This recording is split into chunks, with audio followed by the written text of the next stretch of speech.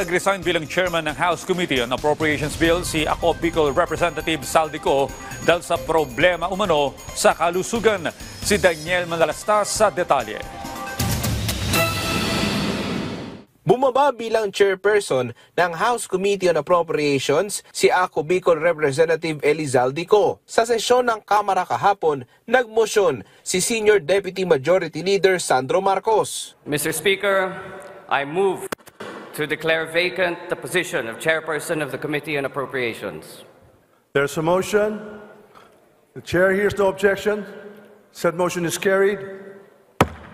Sa isang statement, nagpasalamat si Ko sa kanyang mga kasamahan sa mayorya sa pagtanggap sa kanyang desisyon na bumaba sa pwesto bilang chairman ng Committee on Appropriations. Mabigat daw para sa kanya ang naging desisyon pero kailangan niya ring tutukan ang kanyang kalusugan. Demanding daw kasi sa oras ang pagiging chairperson ng nasabing komite. Sa nakaraang 3 taon, may pagmamalaki niya raw ang kanilang accomplishment sa kanyang pangunguna. Gaya na lang sa Ayuda sa Kapos ang Kita Program o AKAP. Wala pang binabanggit na papalit kay Ko sa binakanting posisyon. Tumayo naman si House Speaker Martin Romualdez sa plenaryo at nag-speech sa harap ng mga kasamahang kongresista. Iginit ni Romualdez na sa mga susunod na linggo, magsasagawa sila ng mga oversight hearings para masiguro na ang pondo ng bayan ay tutugon sa pangailangan ng mamamayan.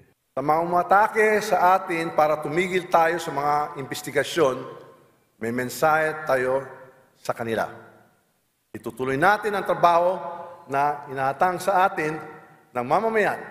Hindi tayo atras sa anumang laban para sa bayan.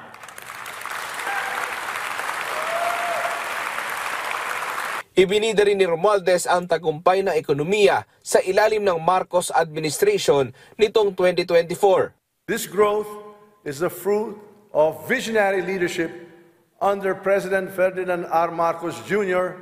and his transformative Build Better, More infrastructure program, which injected over 1.2 trillion pesos into projects that now connect dreams to opportunities across the archipelago.